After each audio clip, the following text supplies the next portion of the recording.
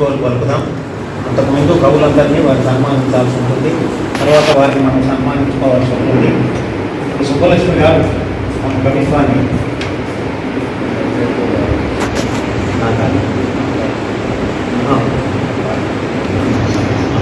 సుబ్బలక్ష్మి గారు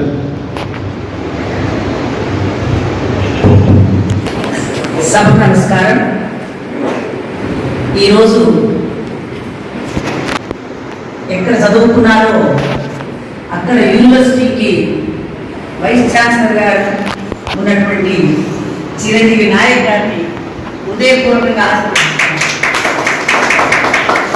ఆ విధంగానే మొక్కలు మానే ఎదగాలనేటువంటి ఆశతో మేమంతా ఉపాధ్యాయులు కాచుకుంటాం. మిమ్మల్ని కోసం మీరు చూస్తుంటాం. ఈ కార్యక్రమానికి పాల్గొనడానికి కారణం కూడా మీరే. యువత కావాలి మాకు, వాళ్ళు వినాలి, వాళ్ళు పెరగాలి. పుస్తకం నా నేస్తమన్నారు.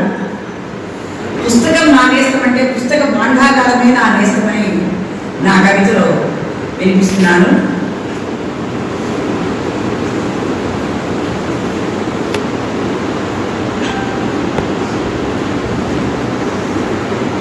సకల లోకములకు తల్లి సరియవరే నీకు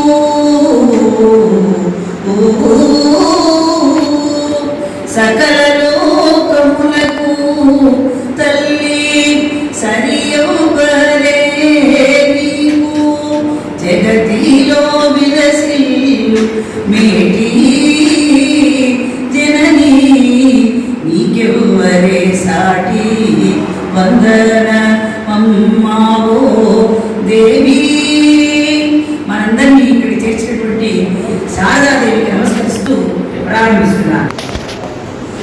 చిరకాల మిత్రమా మొత్తములకు ఆశ్రయమా, చిరకాల మొత్తములకు ఆశ్రయమా, అక్షర విత్తులని అందించే క్షేత్రమా, విజ్ఞాన భాండమా, పుస్తక భాండాగారమా, ఏ పేరున విలువను ఏమని సంబోధించను. మన మధ్య స్నేహలతకు 4 పదులు వయసు అయినా వాడిపోని పైనది, ఆగిపోని పైనది. ఇలా ఎందుకంటున్నారంటే ఇది 57వ జాతీయ గ్రంథాలయ వారోత్సవం అయితే నేను దాదాపు 56 పాల్గొంటాను. అంటే మొదటి నుంచి ఈ గ్రంథాలయంలో మాకు ఉన్నటువంటి అనుభవం అటువంటిది, ఉపాధ్యాయురాలు కాబట్టి. వారోత్సవ వేడుకలో వికసించే పుష్పం ఇది. మనకి మే ఫ్లవర్ లాగా సంవత్సరానికి ఒకసారి వికసిస్తుంది. ఈ వారోత్సవ వేడుకలో వికసించే పుష్పం ఇది. తరిగిపోని ధనానికి నిలువెత్తు సాక్ష్యం ఇది. వారోత్సవ వేడుకలో వికసించే పుష్పం ఇది. తరిగిపోని ధనానికి నిలువెత్తు సాక్ష్యం ఇది. పుస్తకం అంటే ఏమి అని ప్రశ్నిస్తే వేలాదిగా వేలాదిగా నిర్వచించే మేధ నీకున్నది మిత్రమా. పుస్తకం అంటే కాలానికి సాక్ష్యం అంటావు. పుస్తకం అంటే కవి హృదయానికి చిత్రపటం అంటావు. పుస్తకం అంటే కాల యవనికలు తొలగించి కంటికి స్పష్టంగా చరిత్ర తెర వెనుకటి కథనంతా కొల్లుపోక పంచిపెట్టే అన్నపూర్ణ అని కూడా అంటావు. శస్త్రమనే శాస్త్రము అస్త్రములను సంధించే అపరూప వేదిక నీవు. ఈ అటువంటి ఇలా ఎన్నెన్నో ఇంత వైద్యుకు భావనల సమాహారమా మా మిత్రమా. మారుతున్న అవసరాలు, సాంకేతిక విప్లవాలు అన్నింటికీ ఎదురు నిలిచి నీవు మార్పులు చేర్పులు చేసుకుంటూ యువత యొక్క భవితను వెలిగించేందుకు వెలుగులకు ఈ ఉనికిని చాటుకుంటున్నావు. విజయపదం ఎక్కినావు. నిజం విజయపదమే.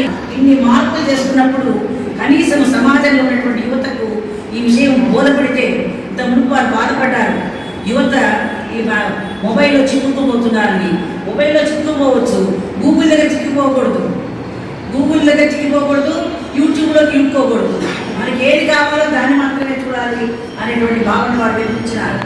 విజయపదం ఎక్కినావు. వారోత్సవ శుభవేళలో అభినందనలు అందుకో. చిరు మొలకలన్నిటినీ చక్కగా కాపాడుతూ నీవు నిలిచి ఉంటే ఉంటేనే దేశానికి అభివృద్ధి, దేహానికి మనము పూజ పూజని చూస్తుంటే మన శరీరం పెరిగిపోతుంటుంది. తిరుగుతూ చదువుతూ దాని గురించి మాట్లాడుకుంటుంటే నాలాగా కనీసము 70 దాటి బతకొచ్చనేటువంటి భావనతో అంటే